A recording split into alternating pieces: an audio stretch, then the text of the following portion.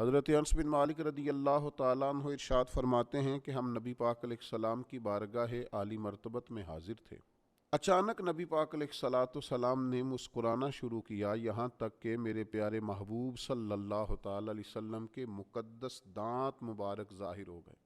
اور صحابہ فرماتے ہیں جب حضور مسکراتے تو دانتوں سے ایسا نور نکلتا تھا کہ مسجد نبوی شریف کی دیواریں بھی روشن ہو جاتی تھی۔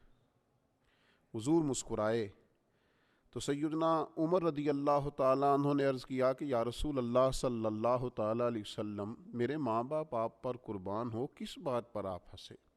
تو نبی پاک صلی اللہ تعالیٰ علیہ وسلم نے فرمایا، میرے دو امتی قیامت کے دن اللہ کی بارگاہ میں کھڑے ہوں گے، اور ان میں سے ایک عرض کرے گا، یا اللہ، اس میرے بھائی نے مجھ پر ظلم کیا تھا، میرے اوپر اس نے جبر کیا تھا، تو مجھے اپنا حق اس سے لے کر دیا جائے۔ تو حضور علیہ السلام فرماتے ہیں اللہ تعالیٰ اس شخص سے فرمائے گا کہ اپنے بھائی کو اس کا حق دو۔ عرض کرے گا، مالک میرے پاس تو اب کوئی نیکی بچی نہیں، کہاں سے حق دوں؟ تو اب وہ جو مدعی ہے، جو دعویٰ کر رہا ہے کہ میرا حق اس سے لے کے دیا جائے، وہ عرض کرے گا، مالک پھر میرے گناہ ہی اس پر ڈال دیے جائیں۔ حضور مسکرا رہے ہیں، جناب انس بن مالک فرماتے ہیں، لیکن اس بات پر آ کر حضور کی آنکھوں میں آنسو آ گئے۔ نبی کریم صلی اللہ تعالیٰ علیہ وسلم فرمانے لگے، وہ بڑا ہولناک دن ہوگا قیامت کا۔ لوگ اس دن تلاش کریں گے کہ کوئی ایسا شخص ہمیں ملے، ضرورت محسوس کریں گے کہ جو ہمارا بوجھ اٹھائے۔ اب وہ شخص عرض کرتا ہے، مالک میرے پاس تو کوئی نیکی نہیں ہے، اور یہ کہہ رہا ہے میرے گناہ ہی اس پر ڈال دیے جائیں۔ تو نبی پاک علیہ السلام فرماتے ہیں اللہ تعالیٰ اس مدعی سے فرمائے گا، ذرا سر تو اٹھا، جنت کی طرف تو دیکھ۔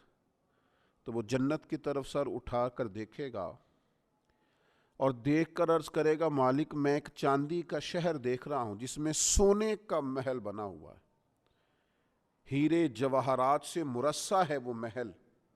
اے مالک، کون اس کا مالک بنے گا؟ یہ کس کو ملے گا؟ تو اللہ تعالیٰ فرمائے گا، جو اس کی قیمت ادا کرے۔ تو وہ عرض کرے گا، مالک اس کی قیمت کون ادا کرے گا؟ تو اللہ تبارک و تعالیٰ فرمائیں گے، تو بھی اس کا مالک بن سکتا ہے۔ تو بڑے تجسس سے، بڑے شوق سے عرض کرے گا، مالک میں کیسے مالک بن سکتا ہوں؟ تو اللہ فرمائے گا، تو اپنے بھائی کو معاف کر دے، میں تجھے اس محل کا مالک بنا دیتا ہوں۔ کر دے معاف اپنے بھائی کو، درگزر کر اپنے بھائی سے، بھول جا اس کی خطاؤں کو، کچھ دیر کے لیے چھوڑ دے جو اس نے غلطیاں کی، تو معاف کر دے اسے، اور میں اس محل کا تجھے مالک بناتا ہوں۔ نبی پاک صلی اللہ تعالیٰ علیہ وسلم ارشاد فرماتے ہیں، وہ فوراً عرض کرے گا، مالک میں نے اپنے بھائی کو معاف کیا۔ تو اللہ تبارک و تعالیٰ ارشاد فرمائے گا، اس کا ہاتھ پکڑ اور پھر اسے جنت میں ساتھ لے جا۔ گویا میں نے اسے بھی جنت دی۔ یہاں شارحین حدیث نے لکھا ہے کہ یہ جس کو کہا جا رہا ہے کہ اس کو پکڑ کے جنت میں لے جا، اگرچہ اس سے غلطیاں ہوئیں لیکن بعد میں اس نے توبہ سچی کی، اس نے اللہ کی بارگاہ میں گڑ گڑا کے معافیاں مانگی، اس نے کوشش کی حق ادا کرنے کی۔ لیکن اگر کچھ کمیاں رہ گئیں تو چونکہ سچا تھا، ادا کرنا چاہ رہا تھا، کچھ باتوں پہ پہنچ نہ سکا، تو آج اللہ تبارک و تعالی اس کی طرف سے لوگوں کو صلہ عطا کر رہا ہے۔ اللہ فرماتے ہیں، اس کا ہاتھ پکڑ اور جنت میں لے جا۔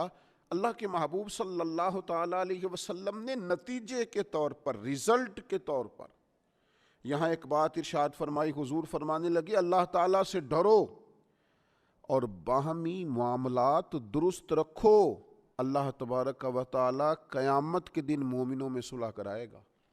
تو تم یہیں اپنے معاملات کو درست رکھو۔ اب مجھے بتائیے، ایک تو یہ نتیجہ نکلا کہ مالک کریم کتنا ہے، مہربان کتنا ہے، توبہ کرنے والے پر عطا کتنی۔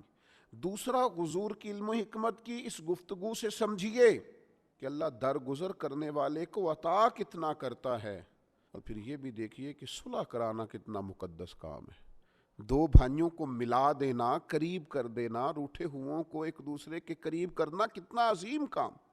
تو نبی پاک علیہ السلام کی اس خوبصورت بات سے، اس انتہائی معنی خیز حدیث سے اپنے لیے موتی حاصل کریں، دل کو بڑا کریں، سینے میں گنجائش پیدا کریں، اور اپنوں کے لیے درگزر کا دروازہ کھولیں۔ اللہ تعالیٰ سمجھنے کی توفیق عطا فرمائے۔